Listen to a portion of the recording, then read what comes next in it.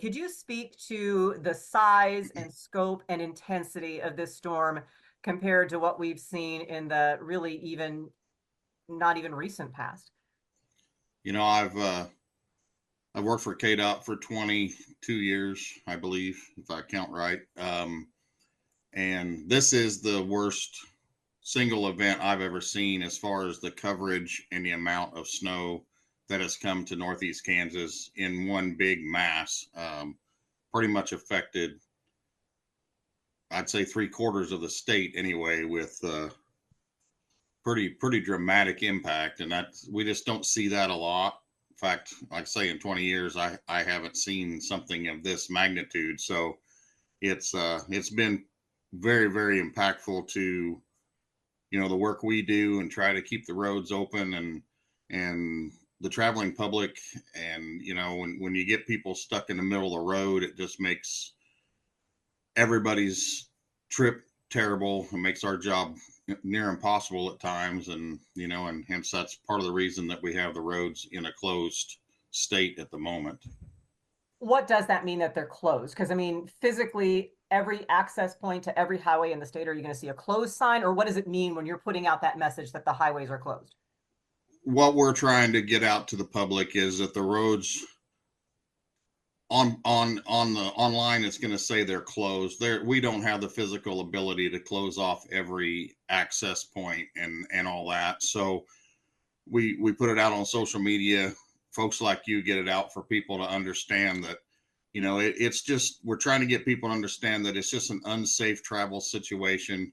And for their sake, for our sake, for a lot of reasons, the fewer people that would be on the road is going to make things much more progressive for us.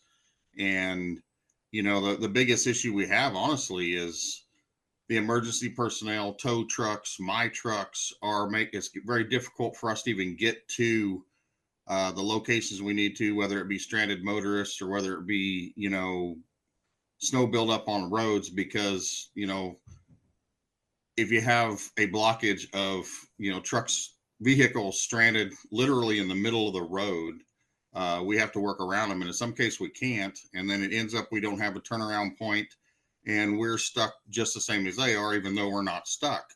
So getting people to realize that it's just unsafe right now, and given a little bit of time with less public interaction is going to let us have the opportunity to do what we do without those hindrances in our way.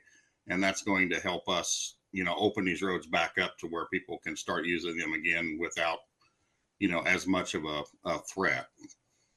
How long of a process do you anticipate this being, given the temperatures, given the wind, given the amount of snow? I mean, there's a lot of unknowns. Wind is a big factor when we get this much snow. That's a pretty big factor, because, we may be pushing snow that, hypothetically came from miles and miles away from where you're at. So it's a never ending gift that keeps giving sometimes, but I would anticipate, and, I don't want anybody to hold me to this gospel, but I like to think that by morning, we would have a lot of these roads passable again. Some of them, what I call skinny routes or secondary routes, some of those may take a little longer, but we try to concentrate on our major freight routes and major corridors of public use first. And then we kind of go out to some of the other spur routes that don't get as much traffic. But we will get to all of them, and we will get them all open. I would like to think that midday tomorrow will be looking a whole lot better.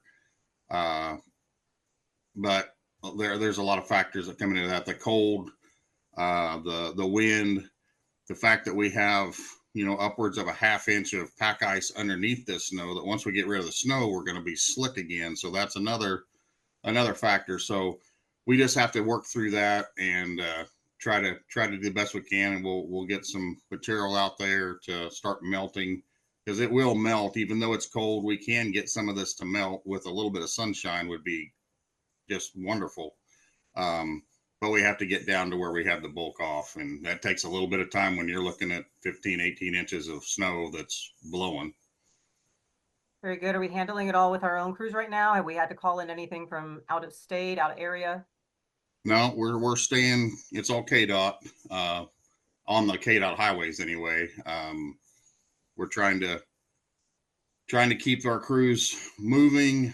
We have the same issues as the public. We have we've got a couple trucks that are stuck, and we're waiting for wreckers to come, but they've been so overwhelmed with people that are stranded, and quite honestly, I'd rather they fix those people or go get those people that are stuck versus my truck. I can work around that, but we will get some of that rectified here shortly, and we're just going to hit it hard and try to do our best to get things back to a more normal state here, and it'll get better as we go, obviously.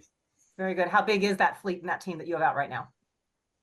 In area 4 here, which is Topeka, Emporia, Osage City, Lawrence, we've got 30 trucks that are on the road, barring a couple of them now that I gotta make back on the road, but and that's working 24-hour shifts. So we can cover a lot of ground with those trucks, especially with the bulk. When we get the bulk off, then it takes a little more time with the temperatures to get the melting process to happen. So there's kind of a little bit of a window there where it'll look like nothing's happening, and all of a sudden it'll decide it's time to do what it does. So, but my main concern right now is getting the bulk out of the way so that people can, get down the road. They still have to be careful, and it's still going to have some hazards. But right now there's some roads out here, several roads, a lot of roads that are borderline just impassable with anything that isn't a large vehicle. Well, all the best to you. You and your crews stay safe, and we will hope for some sunny skies to spark that melting process tomorrow. I would appreciate that. Thank you, sir.